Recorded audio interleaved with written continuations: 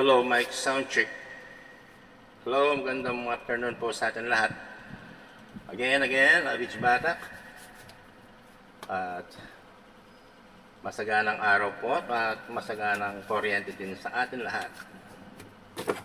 So ngayon po meron tayo dito hawak na isang distributor. Ito po ay Nissan Series 3. Medyo masama yung condition ng kanyang 2-pin socket. Pero hindi na problema yan.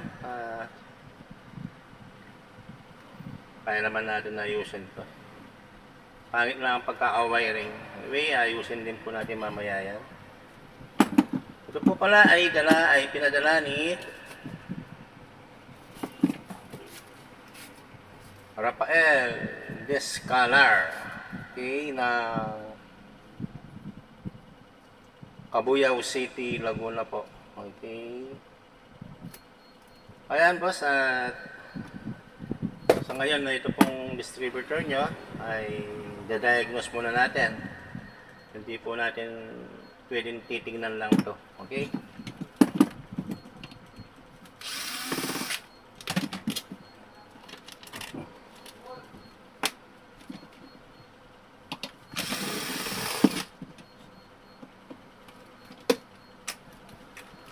Hello, Pat. Ang bihira. Yari. Inubat ako. Hello, Pat po yung ating barena.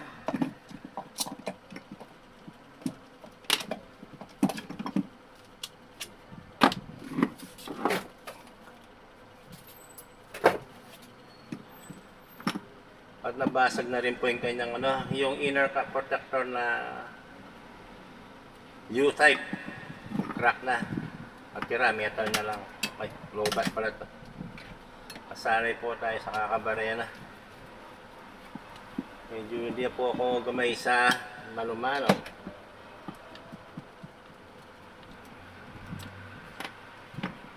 Rotor cap. Ay, rotor. Ito pala yung cap. Sorry. Next, inner cap protector.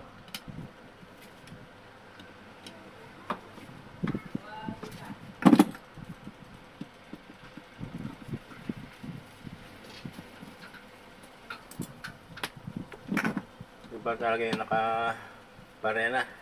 Mabilis ang trabaho kaysa sa manumano. Anyway, ito na po yung kanyang mga system or component. ICM, ignition coil, at suppressor. Disconnect muna natin itong kanyang zero ground. Malalaman din natin kung active ba itong kanyang suppressor. Kalahin na yan.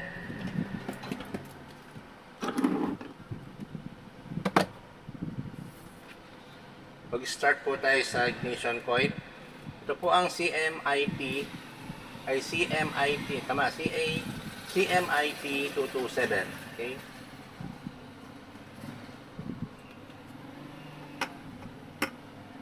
Ito yung po ang kanyang ignition switch. Okay. Ngayon po dapat meron po mag-export o magsisend dito ng spark.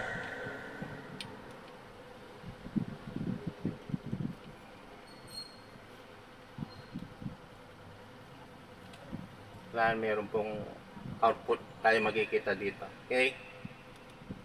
Tira.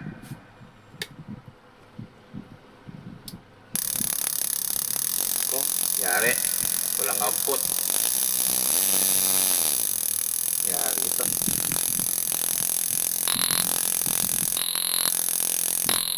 Kung yung napapansin, meron po siyang output pag ginalapit po natin yung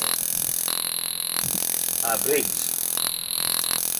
Pero dapat po, sa layo lang yan, dapat po may output na lalabas dyan. Kaso wala. Pero may didinig po ako, patayin ko lang. Malamang ito ay may butas.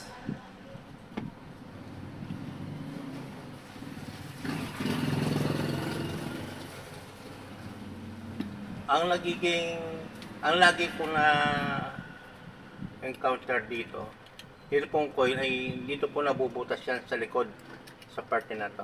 Dahil lang camera natin nasa taas, malang magkikita natin yan. Kahit hindi na natin lagay ito. Yun. Yan.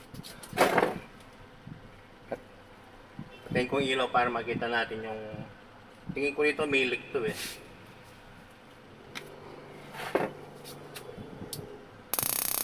Yun, tama nga ako. Kita nyo ba yung leak? Yun. 3,000 RPM.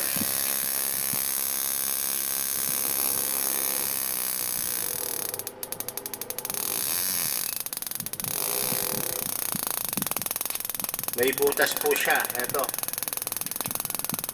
Kaya hindi po gagana talaga yung sasakyan. Ang medyo magiging problema pa tayo dito. Dali lang. Tayin ko lang.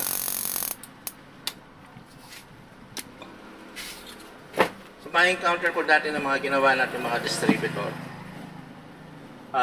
Pag po nag-leak po dito yung coil, nagkaroon ng butas doon. Tapos, sumisingaw doon lumalabas. May tendency tatamaan po ang ating ICM. Bakit? Kasi yung pong kuryente lumalabas na doon, buong distributor po na yan ay meron siyang spark. Sabihin, meron pong ligaw na hindi pwedeng hawakan tsak na makukuryente tayo dyan. Ganun lang pong ibig ko sabihin. Lalo pag ini-start yan, meron na po hindi na napapansin. Baka buong sasakyan pa yan. Ang tatamaan po dyan itong ICM. Kahit na maayos po yan, pwedeng tamahin yung injector system or yung firing 1 or firing 4. Ngayon po, check natin ang kanyang ICM para magkaalaman. Ang mga ginagawa kong distributor, sa mga sinasabi ko sa mga customer, kalimitan, isa lang po ang laging nababasted. Isa lang, bihirang-bihira po yung dalawang parts or component ang mababasted. Sana ngayon, wala na siyang dinamay. Tingnan natin para mas makamelo si Kuya Rafael ng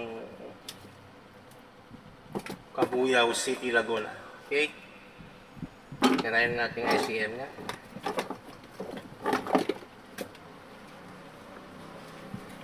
Ang check po natin ngayon ay kanyang firing 4. Pag pinihit po natin yung reluctor wheel, this type reluctor wheel, tulad ng dati, 1, 1, 3, 4, 2. Okay? Power on. Okay. Tira. Bali, dito po tayo titingin yan. Parting ibaba na to. Okay? Pihit. Patay. Sabi ko na nga ito. At kung inyong mapapansin po ay pansinin o tignan, talagang wala po tayong makikita. Dahil wala po siyang spark dito. Ibig sabihin yan, yung firing 1 and firing 4, wala pong nababasa or na detect itong optical sensor ng ICM. Ibig sabihin po niyan, nabulag po siya. Okay? Next. Yari ang firing 4. Yung sunod natin, checkin naman natin yung kanyang injector. Kaso kahit na gumana po yung kanyang injector, kung bulag naman siya, wala, yari din. So, para makita lang natin. Oh, mag-iingay yun. Oh, tumatama. Okay, tumatama yung electric fan. Yan po, checkin natin ang kanyang injector. Kung kanina dito po tayo nakaabang ng spark, ngayon po dito tayo sa parting itaas. Ito po ang kanyang injector. Power on. Manual. Yan. Kikita nyo po meron.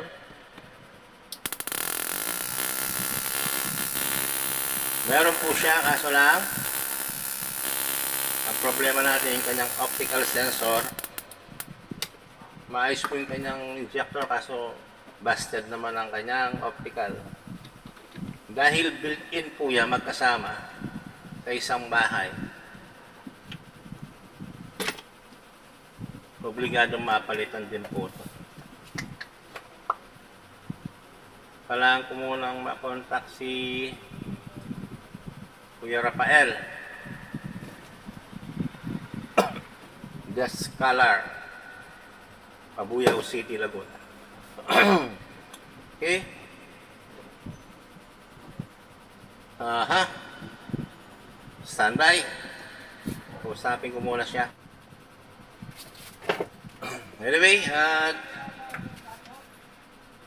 hindi ko po makontak si Kuya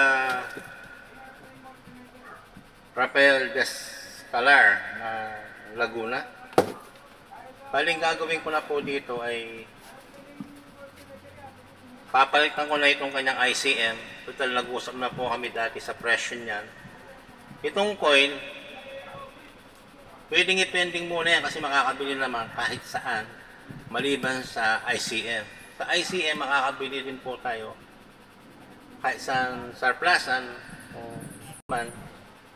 Kasi ang nagiging problema sa ICM, pag nakabili po tayo niyan sa iba, kung mas mura man sila sa akin ang presyo nila, hindi po kayo nakakatiyak kasi inaabot lang po yung pyesa. Ito po tulad ng akin, ito po yung pyesa ko, ay hindi pala ito yung bibigyan natin. Sa kabilang customer pala to. Kaya na-check lang po pala yan. Ito. Kuwari ito pong akin na to, pag bumili tayo sa iba, inaabot lang kasi yan. Hindi lang po din testing. Ang mahirap po doon, baka mabili nyo ay busted din, diba? Ditulad po sa atin dito, nakikita po talaga natin na gumagana o hindi.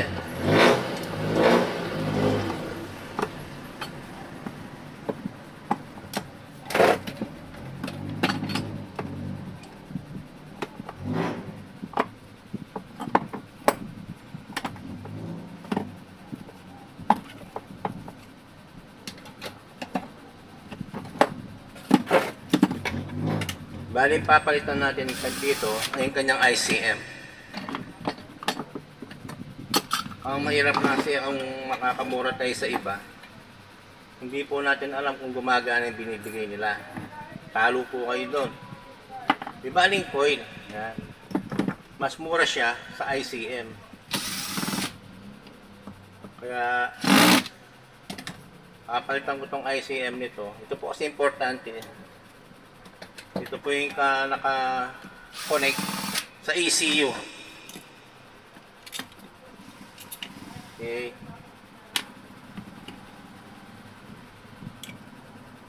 Palitan po natin yan. Lalagay po natin yung sakyan.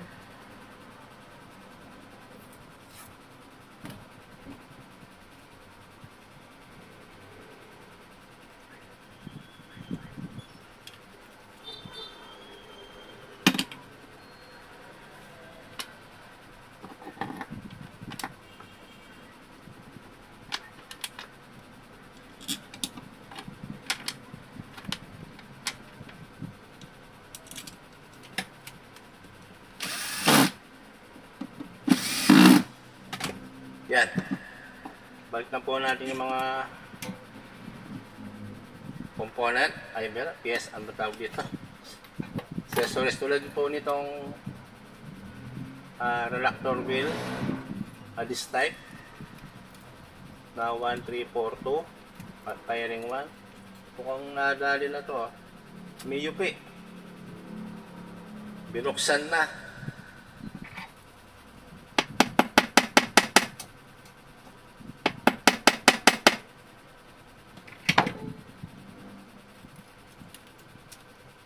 Okay.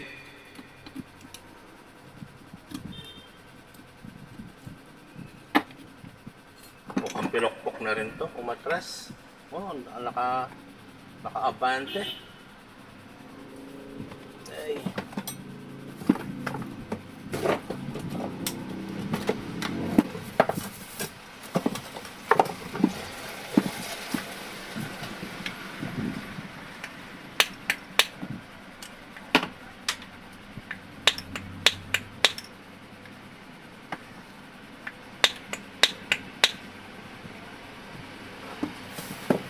At bumalik.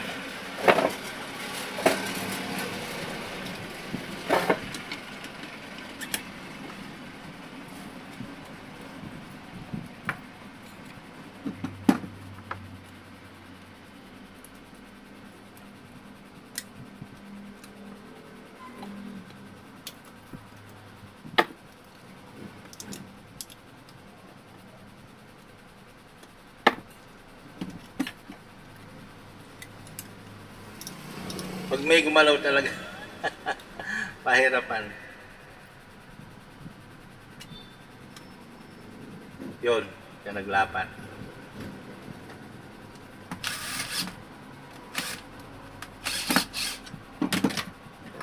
Yun, at connected na. Ngayon kung napapasin nyo, dahil nilagay ko po itong ICM, yan ang pinaka-importante kasi. System po kasi yan at electronic po siya.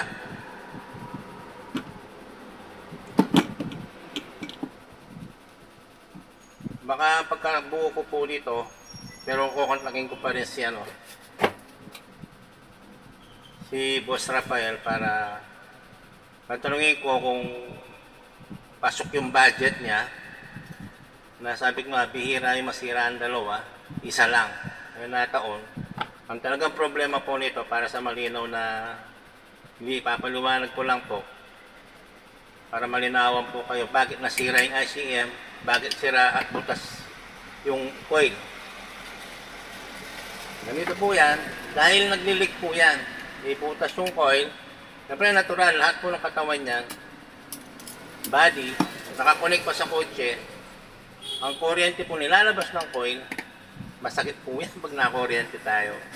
Siyempre natural, itong system ng ICM, siyempre po dahil nakakapit dyan, yung kuryente dumadaloy na tinatapon ng coil, tinatamaan po yung system ng ICM tulad ng firing 4, firing 1. Siyempre magmamalfunction po yan. Kahit natawin ko kuryente yun, di ba? Mangingisay-ngisay tayo, di ba?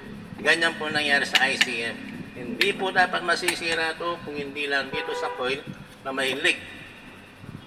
Okay? Para malinawan lang po. Yung para kay Kuya, Rafael, unang-una napapansin ko itong wiring niya, pangit. Oh, bakit yan? Iusin ko na lang. Hindi ko tayo pang pagkakaayos. Gumagamit pa kasi sila ng electrical tape.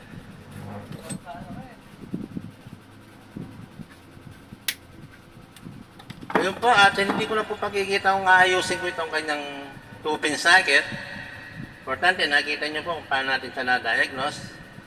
Kakausapin ko po muli si Boss Rafael ng Cabuyao City, Laguna para sa ignition coil. Pero sa akin kasi importante mapalitan yung ICM talaga. Kung papalitan mo yung coil tapos sira naman to, kaya bibili sa iba, hindi naman tayo nakakasiguro kung maayos yung nabibili natin, di ba?